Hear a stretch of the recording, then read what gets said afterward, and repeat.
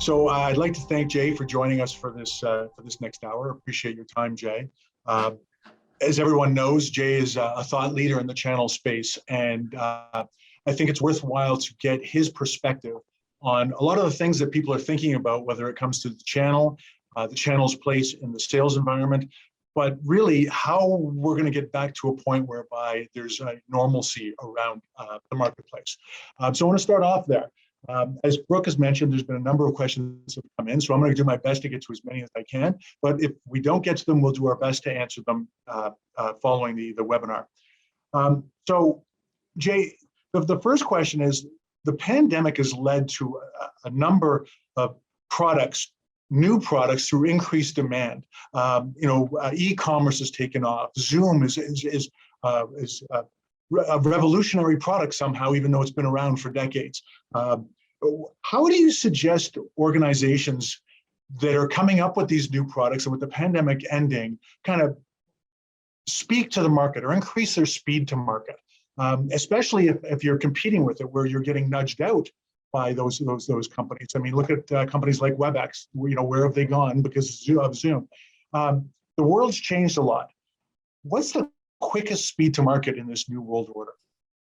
Yeah, it's a great question. So, the best people to ask are end clients. In every industry and every geography, we tend to ask hundreds of thousands of them this question. And given this stage of the pandemic, and I don't think anyone sees a light at the end of the tunnel at this point, but companies are all over automation.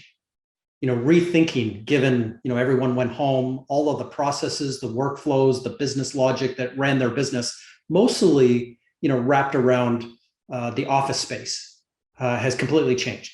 So industries like RPA, robotic process automation, are the fastest growing. They're up 81%.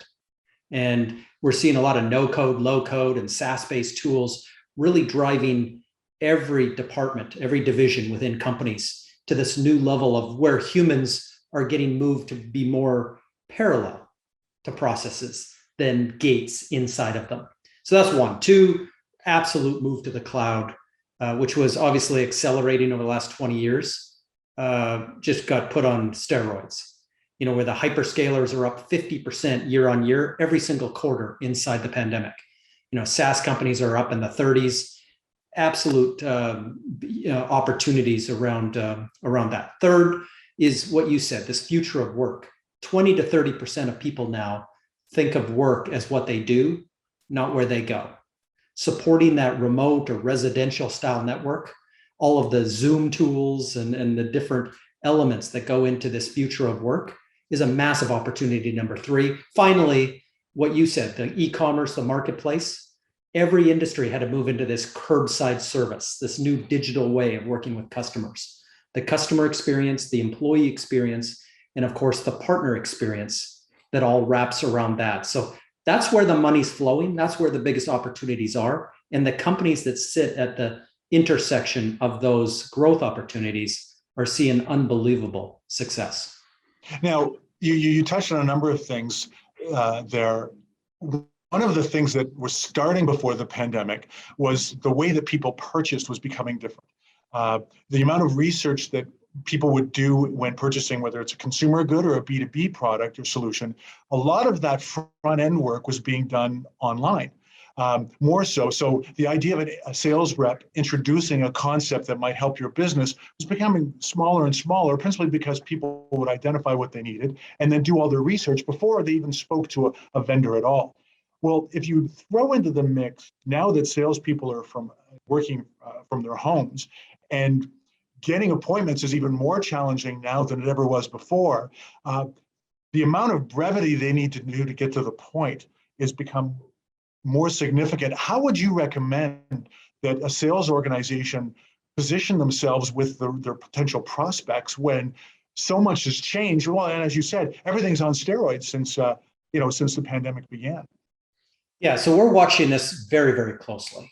Probably one of the biggest shifts in the next decade is this new buyer, the new buying psychology, new buying behaviors, this new elongated buying journey, becomes a big part of our conversation today.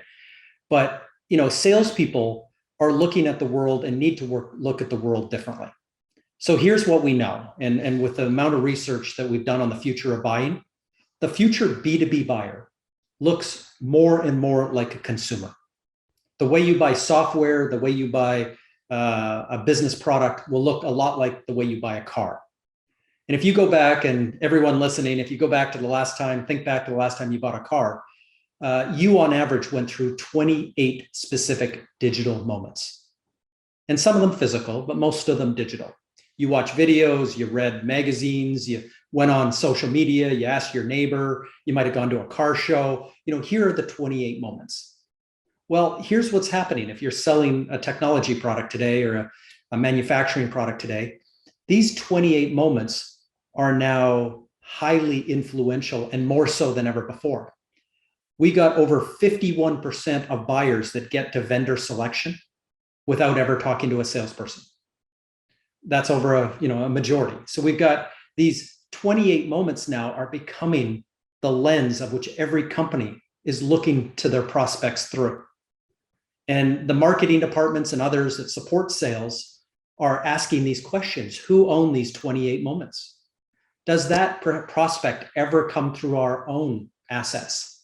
Do they read our ebook? Do they watch our video? Do they come to our website, our webinar? And the answer to the majority or the vast majority of cases is no.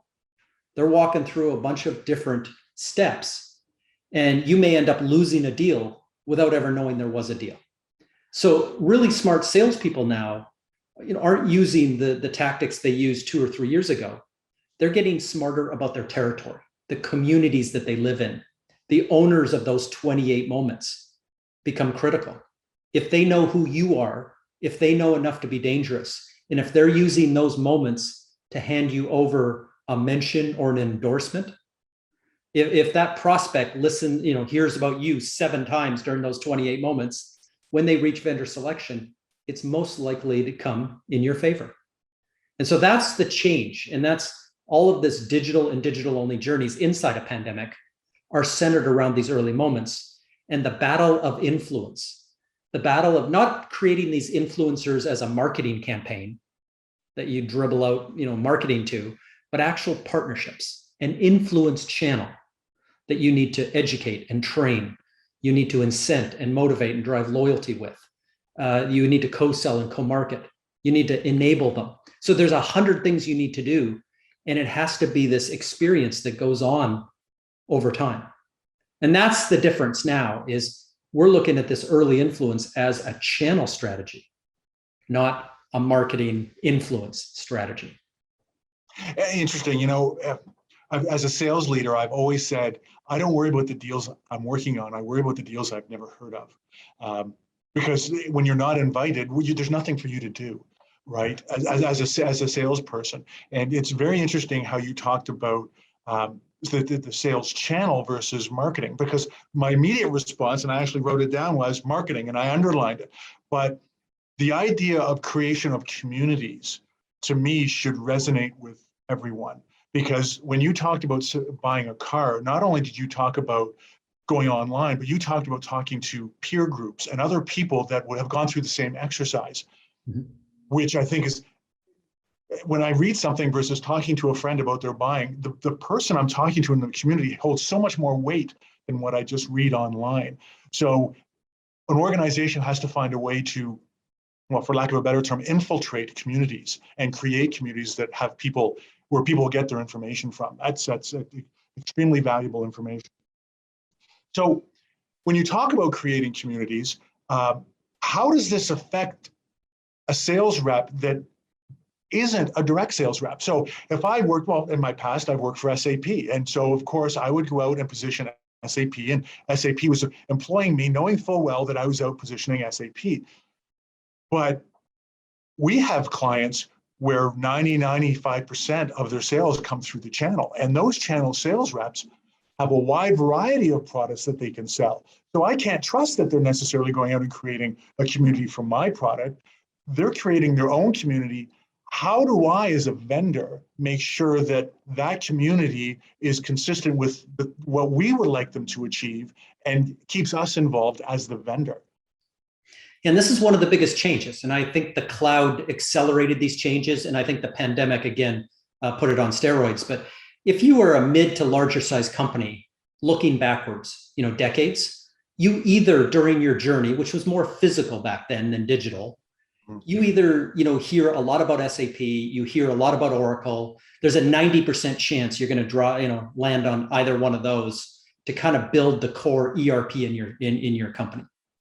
Where, today we have 175,000 disruptive SaaS companies who haven't built the scale and capabilities of an SAP or Oracle, but they've bitten off line of business. They've bitten on very industry specific, geographic specific, sector size specific, or product specific areas that, either add value or drive the automation or whatever we're talking about. So what's happening now is, we're out of this, you can't get fired for, buying IBM, where I spent 17 years.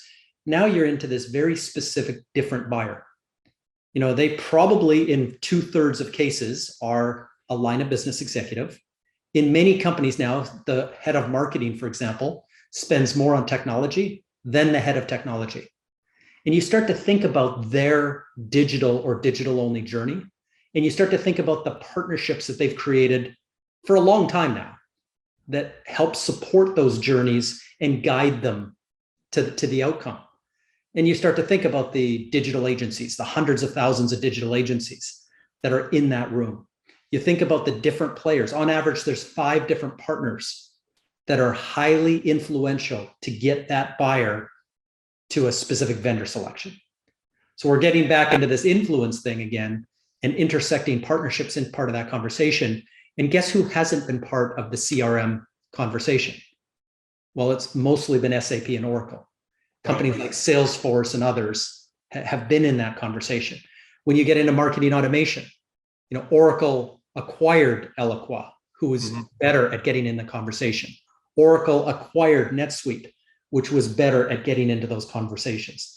That's this new era that's happening now, is these platforms, these ecosystems, and their army of partners that they have working with them and through them to get those mentions early. Well, there's certainly some value in being a smaller organization because it allows you to be more nimble and responsive. Yeah. But what about if you're that company that's that $100 million company that wants to be that $1 billion company, where your brand is still something you're trying to push out there? A lot of those organizations start with a direct sales force because those are the people that they can train and that they're focused on selling their product. But they realize in order to scale, they need to look at other communities in order to be able to do that. But those other communities, well, quite frankly, they're saturated with so many different offerings that they could position. What would you recommend to that $100 million company to kind of get over the hump and develop that level of brand awareness that they strive for? And like, will they ever get to SAP or to Oracle or anything like that? Unlikely. But that doesn't mean that they can't get to a level that their community or their target audience would recognize their brand. What gets them over that hurdle or helps them cross that chasm?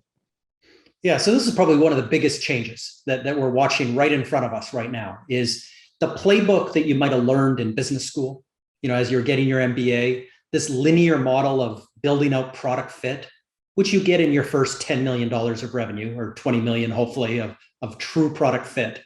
The next stage of the linear model is to build out your sales and marketing engine to be repeatable and scalable, to hopefully take that 10 or 20 to 100. And there's a certain point, and it might be at 50, it might be at 100, depending on what industry you're in, that you start to think about franchising.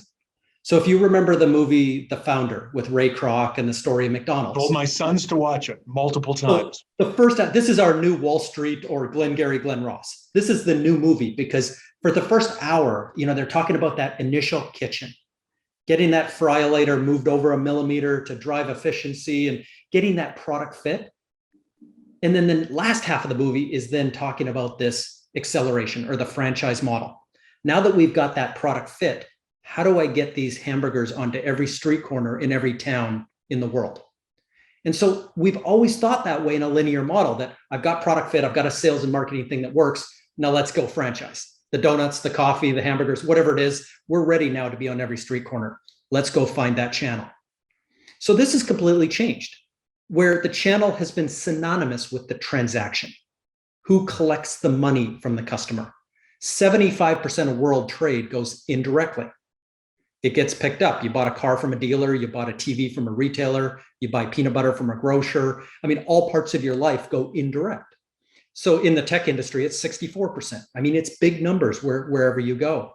But this element is changing right before us. You mentioned Zoom. Zoom is a product-led growth company. You get the product for free until it threatens to hang up on your customer 40 minutes into the call, and you frantically type in your credit card number, to keep the call going. After 50 people in your company type in their credit card numbers, it triggers a Zoom salesperson to call up higher in your organization to sell an enterprise license. Slack had this model. They just got sold to Salesforce for 30 billion. Dropbox and others, where now in the SaaS world, in software, this is what the venture capital and private equity community is driving, these product-led growth models, which is the antithesis of resale, building out an army of resellers. You look at subscription and consumption models, companies that you work with well, like HPE and Cisco and Dell and IBM, all the big companies from the client server era have gone all in 100% subscription consumption model. With HPE next year, you won't be able to buy $1 million server. It'll be $9,000 a month forever, which changes the element of that initial transaction, which is only the first 30 days with the customer. So we're seeing a big change in the middle. And then, to a company like HPE, who again loves the work that you do with them, they're thinking after that point, every 30 days forever, we need to drive adoption, kind of like Netflix. If you buy it and don't watch it, you cancel it. So you need to get adoption. You need to get deeper integrations and stickiness than ever before. If you're a consumer company, stickiness means habits. If you sit down at night and flip on Netflix as the first thing you do versus your cable box, that's what they're trying to get you to do. That's the habit forming stickiness of what creates retention and renewals.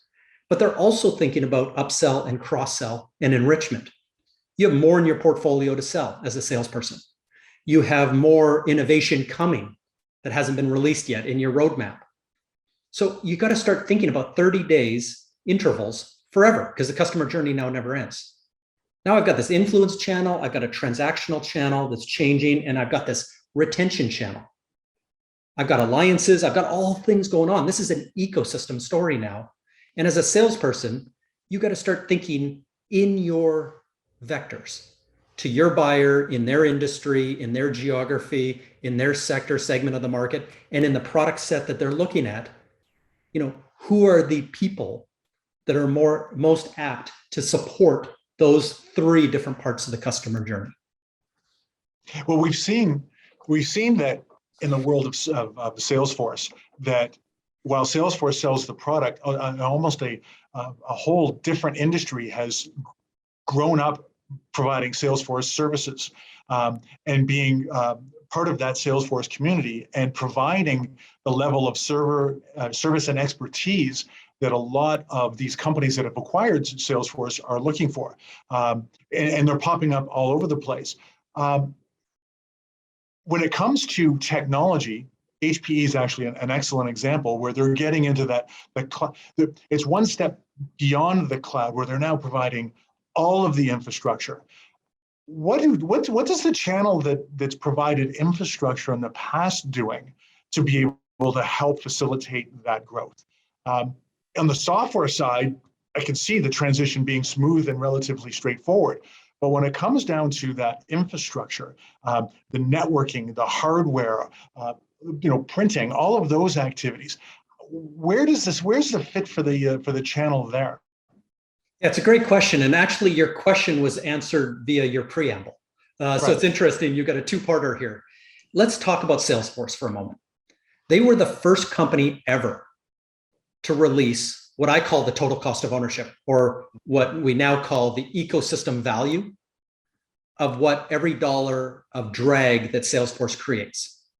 So early on, a couple of years ago, they came out and said, for every dollar of Salesforce that goes into the market, there's $4.65 open for the ecosystem. We know that the average Salesforce customer buys 6 other things on the App Exchange today. So there's $1 of opportunity on top of that dollar. But Right. 64% of the opportunity is professional services. So let's start talking professional services. It needs to be installed, implemented, integrated, it needs to be secured, compliant, business continuity, automation, data. Let's just keep talking about all these layers of services. The really smart companies like the system integrators and others started absorbing and getting obsessed over this multiplier that says, if you're one of the more traditional companies that you mentioned, where can I fit? Can I go and resell Salesforce? Well, not really anymore. And we'll talk about that in a second. So where can my technical skills that I have today, where can I build skills or practices, the education, training, certification, competencies? How can I play in what is this multi-$100 billion ecosystem? And now you have companies like Microsoft. They only talk at a CEO level about this unlocking of trillions of dollars. You talk about AWS and Google, and all these more modern companies are talking through the lens of the multiplier, not the program. You may or may not get resale margin, front and back end margin. You may or may not get volume rebates or market development funds or new customer bonuses, but who cares? You should be thinking about, as a business, how you can make 200 to 300% of the deal at 75% margins. So if you see a $100,000 Salesforce deal, you should be building a business that can go ask the customer for $200,000 to $300,000 at 75% margin that goes on forever. It's just sticky, every 30-day recurring forever. It may be managed, but it may not be. It doesn't matter. It'll just be sticky. So that's what Salesforce did that was really different. And now everyone is quick to follow, building out this partner opportunity. The second thing Salesforce did, and they work with Forrester on this, is they studied those early 28 moments. They got a sales cloud, a marketing cloud, a customer success cloud. Now they got MuleSoft, they got Tableau. As of a little while ago, they've got Slack. So they're obviously building their capabilities. They're a $26 billion company now. But they studied those 28 moments in front of these millions of permutations of buyers. They then studied the every 30 days forever. And they came up with a number, with us and others, of 250,000 partners that they require in their ecosystem. 250,000 for a $26 billion company. And then the same day they announced that, they shut down the resale program. They said, we want all the money to go to the app exchange. And there's a whole bunch of taxation and valuation reasons for that. But keep in mind just the size and scale. Last comment I'm going to make is just on the size, again, of this two other channels outside of the transactional channel. Microsoft is bringing on 400 new partners every single day. Over 10,000 a month, over 100,000 a year. This is on top of the 470,000 partners they already have signed up. Those are more of the legacy partners, the break fix, the managed services, the client server era partners. And they've said publicly that upwards of 70% of those partners haven't really crossed this chasm to figure out where the riches are before the point of transaction, after the point of transaction, and where upwards of $9 for every Microsoft dollar can be found. That's the difference now going forward. The smart companies are starting to talk in ecosystem terms. They're quantifying it, and they're bringing on partners. They're incenting them. They're educating them. They're using tools like ChannelAssist to drive this new generation of partnerships. And it's interesting because, and I'll bring up HPE again. We actually, our program for HPE is totally changing. Mm-hmm. It's changing in alignment with how they want the sales process to go. So what they're doing is they're actually using that incentive. They're using that as the means by which to drive behavior. And it's forcing their sales channel to either align or move away. But the ones that align have figured out HPE is not going to be the only one that does this. Other organizations are going to do it. So they've actually included incentives at different milestones during the process. So identify an opportunity that's HPE. Well, I'm going to incent you for that. I'm not just going to incent you for when you close it, but now you've identified an opportunity for us. The next time you get paid out or incented is to drive proper behavior in the customer. And it's all those milestone moments. And so they're spreading it out over a longer period of time, which actually makes the sales rep at the channel level much more invested. It's not a hit and runs kind of situation. It's a much more of a consultative approach that also addresses that 30-day window that you're talking about, where they can continually revisit every 30 days. What's new? What's going on? Have you looked at these kinds of? So there's a much more. They're building a tighter community, not only amongst the channel, but they're bringing that customer into that community. And we're seeing that exactly what you're saying is that the leaders are driving in that direction. The followers, from a channel perspective, if you're not looking at this and you're in the channel and you're reselling services and products, how quickly are you going to be left behind here? Well, that's an age-old question. So let's answer the question using HPE. So, we started talking about GreenLake. I mean, they've been on this recurring journey probably for 7 years now internally, very publicly for the last 3 years. And, their competitors have fast followed. Dell came out with the big Apex announcement. Cisco's come out with Cisco Plus. Lenovo last week announced their, recurring model. IBM jettisoned their services group to hone in on this, recurring model. So it seems like every company from the client server era now is doing a fast follow on HPE.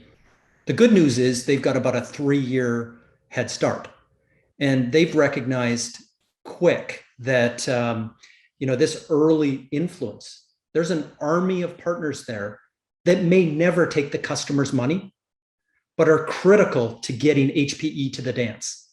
Right. And this is an order of magnitude. I always say there's an extra 0 on the end of it. Today they have 150,000 partners out in their global network. I think it's going to take 1 million partners to fully realize the TAM of the edge opportunity they have, the $1 trillion opportunity they have. That's the order of scale that they need to think about before vendor selection.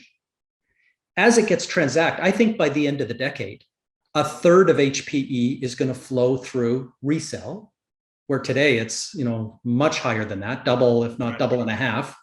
I think 1/3 of it's going to flow through marketplace, where people are going to extinguish their enterprise credits at companies like AWS and others with HPE GreenLake. And then I think about 1/3 of their sales are going to go direct. Whether it's product-led or usage-based, value-based, subscription, consumption, there's so much. Now, HP Inc. is another, one of your customers. Your HP printer, which is the one I have sitting beside me here, calls home, when it needs ink. So I set it and forget it. My paper sits on an Internet of Things weigh scale. When it gets down to 2 pounds, it triggers another order. I set it up once and it just happens. So I never think about printing again for the rest of my life. Right. So much of the technology world and other industries are just consumption based. The way I buy a toothbrush or the way I replace my mattress every 10 years, my air conditioning, cool air as a service. Just think about all the things you buy today. About 80% of it is consumption model. I don't make peanut butter decisions every 2 weeks. I just have it on a set it and forget it, type of. Absolutely. Look at refrigerators now. I mean, Internet of Things. I mean, now capable of actually ordering your groceries for you. I have 2 sons that are in their 20s living at home, so it never seems to order enough, but that's a whole different problem.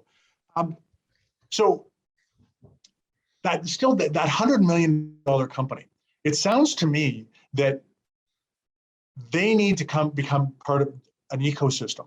And that ecosystem is other organizations that provide solutions that complement what they provide, so that they can take advantage of some of the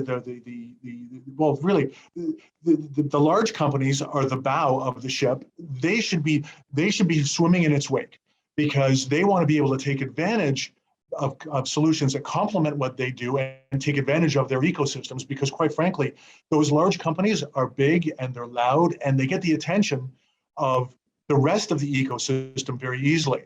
That $100 million company, they're going to struggle with that unless they take advantage of the wake of those large organizations. Is that a fair assessment for those companies that really want to find that way to grow as quickly as possible? Yeah, so the best analogy to what you just described I use is celestial. When you look out at the universe, I mean, there is no center of the universe, even though there's some really big companies that garner a lot of attention, $1 trillion companies that, seem to take all the air out of the room at times. They're just part of major systems in that galaxy. They've got a lot of gravity, there's a lot of planets and things rotating and things like that. And every $100 million company has some big choices to make. What level can they be in terms of a platform, an ecosystem, a marketplace, in the buyer, in the industries, in the geographies, all the things that they serve? How many times are they actually that opening layer of the cake where other ISVs and other emerging tech companies, there's 800,000 emerging tech companies today that will build on top of their platform. It'll be their marketplace that the customer, starts their journey and starts to provision and procure in. It's their ecosystem. So I think of companies that were, 100 million, like a HubSpot, only 5 years ago, made this decision to become that platform. Their three biggest competitors had been acquired by Oracle, Salesforce, and Adobe, Marketo, Pardot, and Eloqua.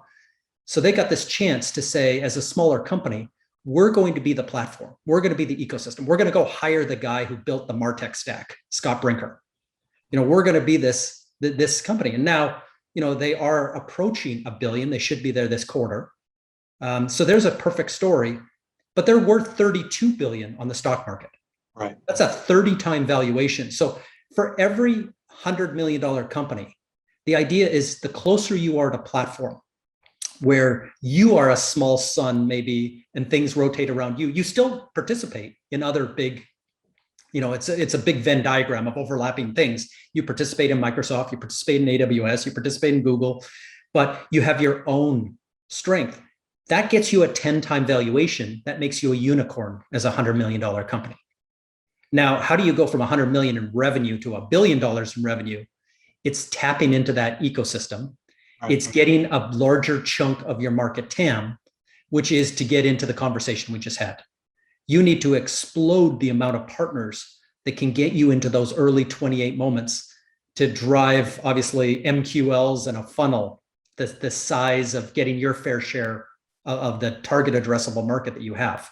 And you obviously have to keep those customers, keep churn low, and drive innovation high. The more you can tax on your ecosystem, like joint ventures and margin from others, all that becomes, gravy in terms of that. That's the only bridge from 100 million to $1 billion today. It can't be done direct, and we haven't seen, only maybe a couple of times in the history of business, companies being able to accelerate without the help of a broader set of alliances and ecosystems. Right. So does this all apply globally, or is this a North American phenomenon? Is it going to happen in North America and expand globally, or is this something that we're seeing around the world? It's not even at all. So we know that of those 175,000 SaaS companies, of the 800,000 emerging tech companies, there's a high concentration in the US. There's a high concentration in San Francisco. So, we can narrow down the geography. And understanding that even up till recent, like as Salesforce was growing their big numbers, becoming the fastest, largest growing enterprise company ever, 73% of their sales was in North America. Right. Western Europe, is on a kind of a fast follow now, and they're outgrowing the US just based on smaller numbers, but obviously adopting. And then Asia Pacific is coming in after that. And we still have the BRIC countries, Brazil, Russia, India, China, kind of in fourth or fifth after that. So it is a global growth, but it is very regional in terms of the way it's rolling out over the course of the next decade. Well, let's face it, how people buy globally is still very different. And so, when you look at Latin America, my experience has always been it's so much relationship focused, which is very, very, North American style sales. Yes, there's a relationship component, but it's not relationship based. Whereas in Latin America, it's much more relationship based. So you think that even parts of the world that are so dependent on the relationship eventually are going to move to this new wave of alliance-based, community-based buying and selling? Well, absolutely. And, I mentioned I worked for Lenovo and IBM for 17 years. The only way we were able to enter the Brazil market, which I managed in the Americas, was to buy a company. Yeah. Kind of like China, the only way into the market was to partner with others and kind of let your IP, turn open. Yeah.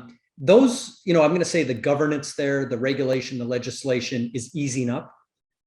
countries that want to join the G20, want to join this, era of technology and growth. The GDP for technology is going to go from 5 to 10, for example. And these countries realize that, things like cloud, things like automation, and things that are going to drive that, and they can't be as rigid as they were when hardware and atoms were flying around from a distribution perspective. As software eats the world, they're quickly changing.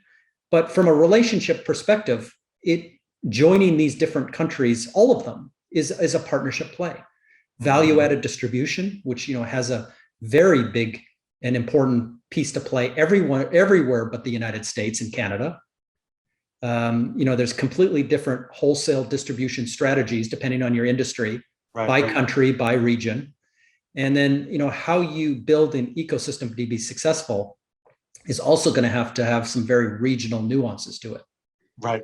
So what are the biggest challenge that the resellers are going to have over the next 2 to 3 years?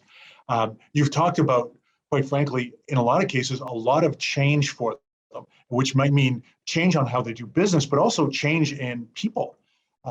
Is that one of the big challenges that they're going to have, is either getting their people to adapt, or are they going to have to make even broader changes than that for the resale market? Yeah, we've actually touched on a lot of the headwinds, but let's sum them all up. Right. First is you've got a changing buyer, getting more digital or digital only. For us, if I go back to my car buying analogy, as you get from 365 kinds of cars, which is a real number, one for every day of the year, down to the one that you're going to enter the dealership, the invoice price, the back end rebates, more about the car than the salesperson ever will. The most broken part of the process for most people is the 8 hours you spend sitting at the dealership, as the manager tries to get you a deal.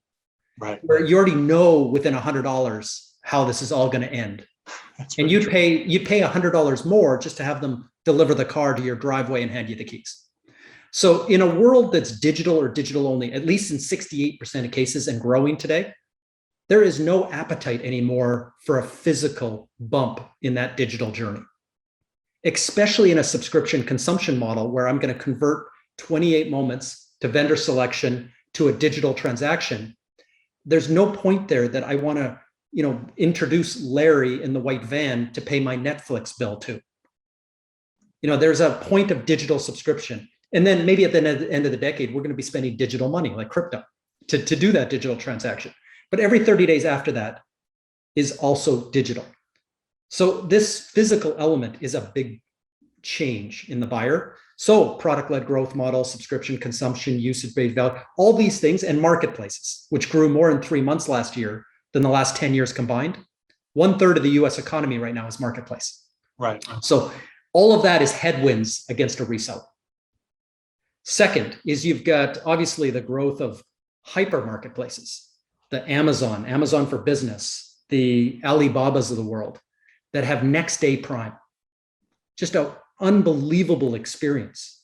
You've got this opening of information and parts. Back in the day when one of your appliances broke, you called, a person that either came for hundreds of dollars to fix it, or you had to buy a new $600 or $100 appliance. And they show up sometime next Wednesday, but they won't tell you when. Yeah, between 10 in the morning and 10 at night. Exactly. So today we type in the part number in YouTube, and there's a 10-minute step-by-step video of how you can remove 5 bolts and the heater motor, the cooler, or the turning motor. And all these things are just things that can be ordered on Amazon for $32. And they're literally bolts that you can follow a 10-minute video on your iPad. So this opening of information is damaging for people who, thrive on being an expert in HVAC or being an expert in technology, service. But then this opening of parts, you could never get that heater motor before. You had to go through Larry, who went through a regional, who went through a distributor wholesale. Well, now that part is next day delivery on Amazon. So now instead of waiting till next Wednesday, by tomorrow, you can fix your dryer. So that's, huge headwinds, and that's changing the concept of a lot of these things. But maybe the largest change for resellers is subscription. You're going from that $1 million $1 million HPE deal to $9,000 a month. This happened 13 years ago when Microsoft Office went from $300 shrink wrap to $6 a month. Yeah. And whatever margin you make at $6, 20%, 30%, it doesn't matter. You're not paying your mortgage on $6. You're not going to pay your mortgage as a big reseller on $9,000 that first 30 days with HP. If you think HPE is going to pay you every 30 days for the rest of time, like the telco model, they're not. No.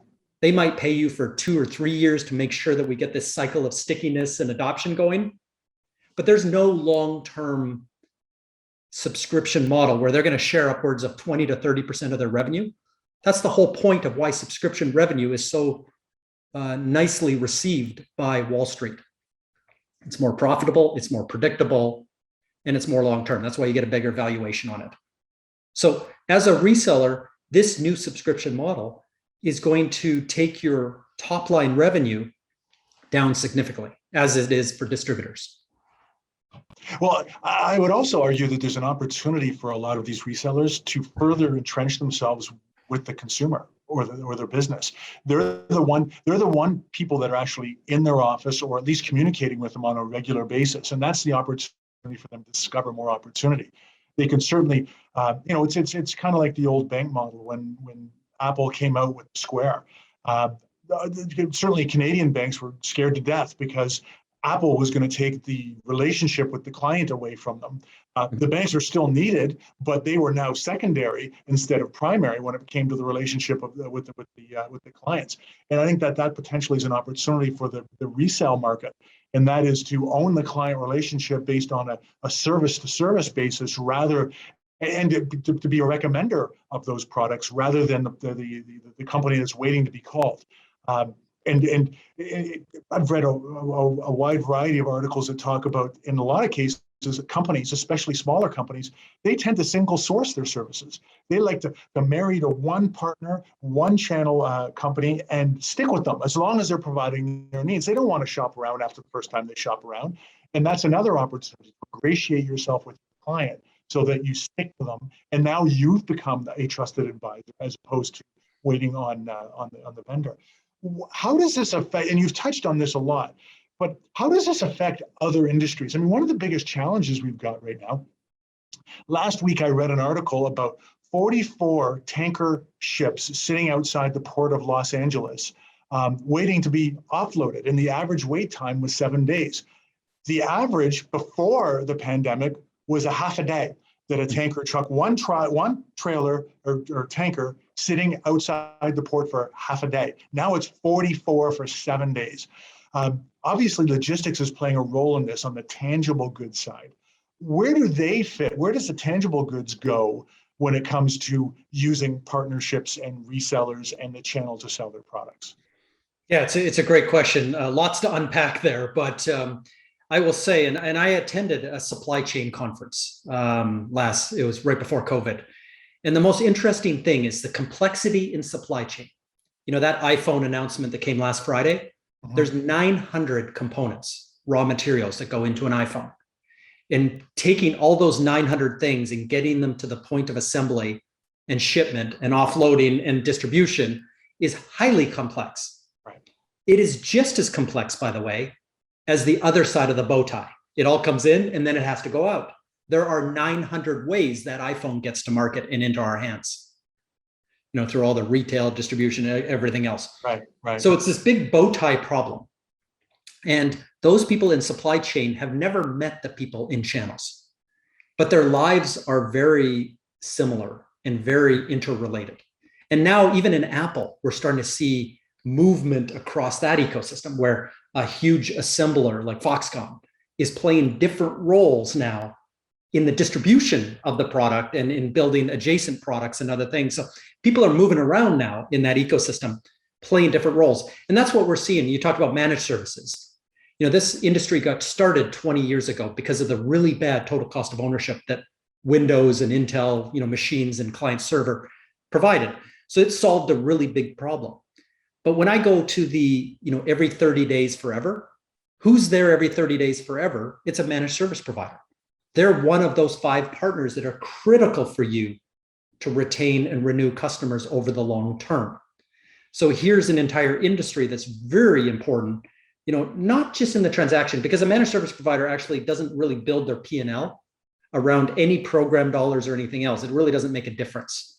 Their difference is this ongoing recurring revenue, and they're that post sale, one of the building blocks for your bigger problem. So that's that piece of it. You started, by the way, talking about banks.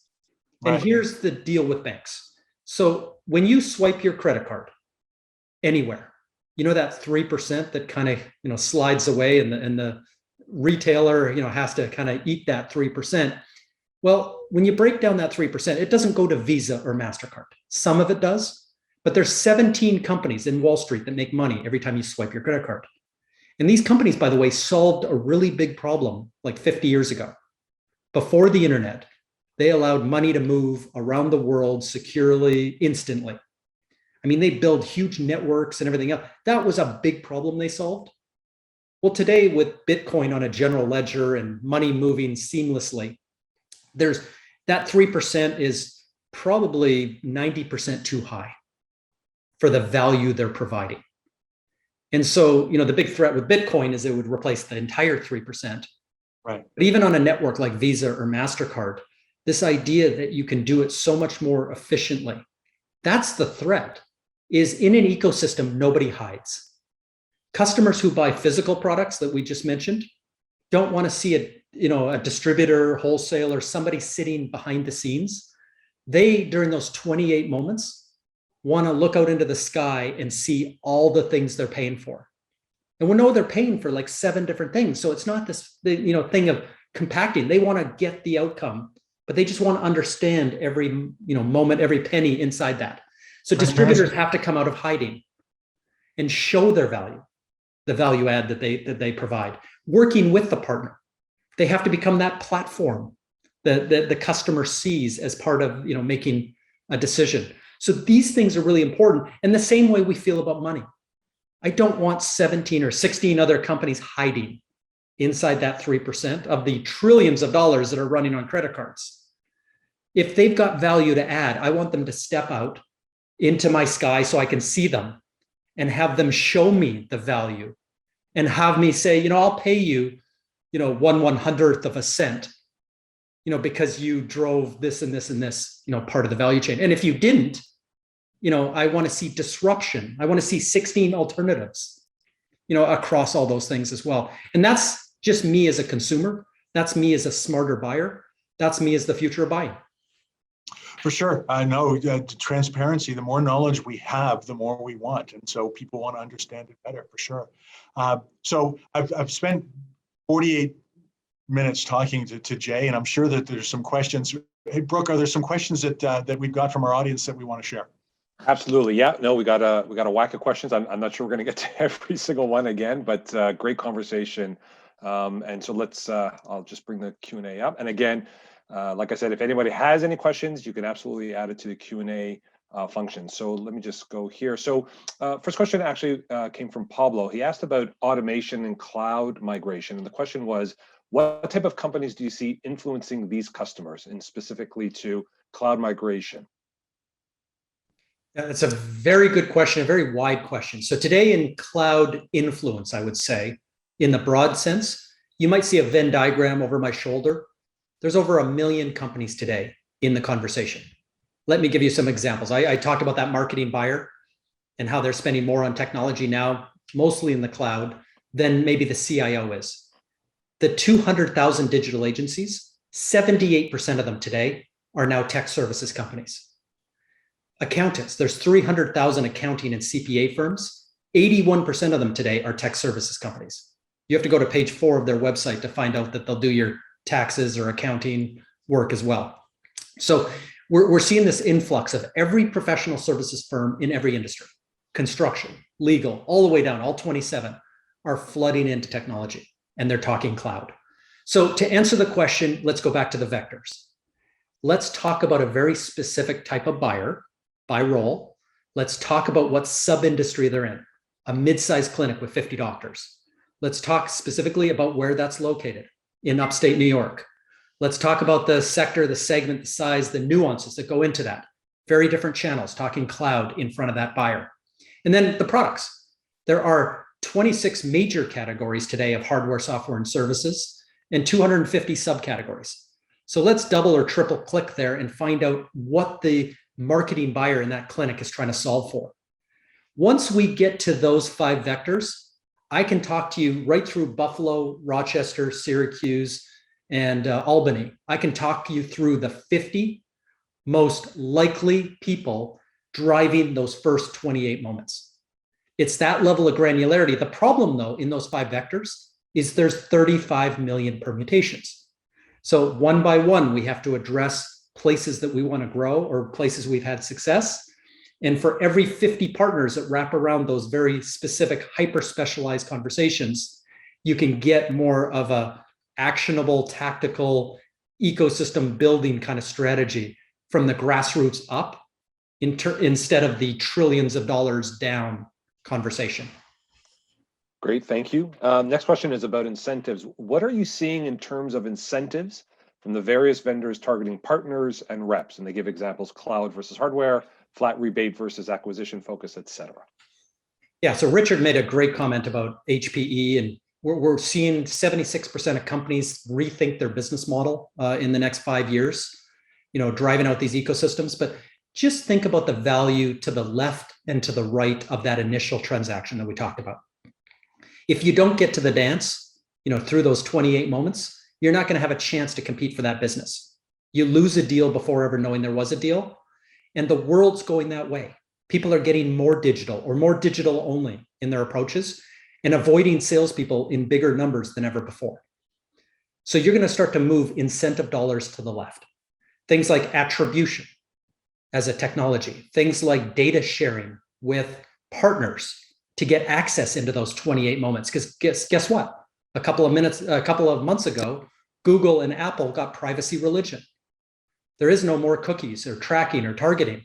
There is no MarTech or ad tech anymore that you can go and harvest personal information to find out about those 28 moments. Your only access into the early journey is through partnerships. And you're going to move money there from the transaction to the left. As that transaction becomes the first 30 days, you're going to start to look at that every 30-day renewal, because your business is going to be judged more like Netflix on subscribers and churn than it is on revenue or profit. In that world, you're going to want to invest in adoption, integration, stickiness, upsell, cross. These are the movement of the dollars to the right every 30 days forever. So if you had $1 to spend yesterday on the transaction, the front, the back end margins, the incentives, today you spend 33 cents before, you spend 33 cents at, and you spend 33 cents after. And that's spreading your incentive dollars and strategy, a little bit like peanut butter, but getting it into the most critical parts of that customer journey. Awesome. This is a question about future thought. The question is, we are struggling to transform our MDF. What are your predictions on this model, or should we just throw it away and shift the money to other things like incentives, or can you suggest somewhere else? What are your thoughts? Yeah, so MDF is a good example of where we have a big problem. MDF today is funded through the transaction. So many companies will spend upwards, let's say 1% of all revenue on MDF. And then, with gold, silver, bronze, try to allocate and drive yield and everything else. But in the actual through channel marketing automation that drives, there's like 17% adoption. You've got 66% of partners that don't have the marketing skills or resources or belief that it works. So the industry has a little bit of a problem there. But the biggest problem is the way that it's funded. To fund that early influence, like to grab your top 5, top 10 people that are out there building ebooks and podcasts and really pushing your customer to vendor selection in your favor, you're going to have to spend capital dollars there. There's no transaction to fund that, especially after the point as well. You don't have any gross to nets or revenue reduction dollars to go spend after the point of transaction to do the marketing necessary to upsell, cross-sell, and enrich. So here it is. You've got to have a really complicated and hard conversation with your CFO. The problem is, in the same room, the head of direct sales is, lobbying for a new salesperson, and they know exactly to the 7th decimal point what that's going to drive in terms of return and when. Next to them is the head of marketing. Now they have, the 7th decimal point, the campaign they're going to run, all the levers and dials. They're going to explain that don't hire the salesperson for 150. give that money to me, and here's, how we're going to drive it faster. We're not equipped yet to have that third conversation, because we know by research, if you give the 150,000 to the ecosystem, it's even going to give a bigger multiple of return even faster. But we're not even at the 7th decimal point. I don't think we're at the 1st decimal point. So this is why we work with, ChannelAssist, and this is why innovation in this area, to equip us to go have this conversation in this decade, where some of our counterparts have had 20 years to kind of lock their, return into a science. That's great. And Richard, back to you. Those were the questions that were added during the webinar. Awesome. So Jay, listen, a lot to swallow in that conversation. I certainly wrote a fair bit of notes, and I'm certain that those who have listened have done the same. Folks, look, Jay's all over. He's go just follow him on LinkedIn, and a lot of what he talked about is there, it'll give you an opportunity to get more information about where your industry is going and how to best build that ecosystem, because there's no one solution that fits everyone. But the one thing that's consistent is that without partners, without alliances, and without a complete ecosystem, you're going to be left behind. And so, Jay, I would like to thank you very much for sharing your knowledge and your thoughts on where people should be looking for their growth, especially in these still uncertain times. The one thing is certain, that tomorrow we'll all have a job, and we all have to perform. And we're going to have to do it differently than we did it today. The question is how, and I think that you've given some people a lot to chew on around how they should be thinking and where the direction of industry is going. So thank you very much for your time. Thank you for having me. Thanks all. Thank you for joining us, and join us next month with our new webinar. We look forward to seeing you then. Thanks again, and have a great day.